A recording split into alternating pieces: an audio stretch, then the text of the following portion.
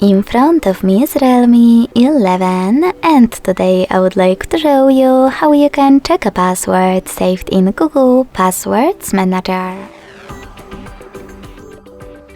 Begin by going into Devices Settings and scrolling all the way down to access Google section.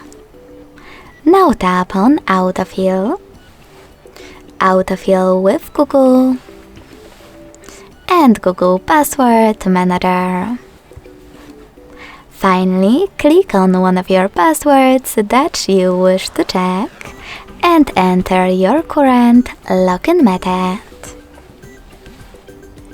Then click on this eye icon next to your current password to make it visible. Thanks so much for watching. If you enjoyed this video, smash that like button, comment and subscribe. Bye!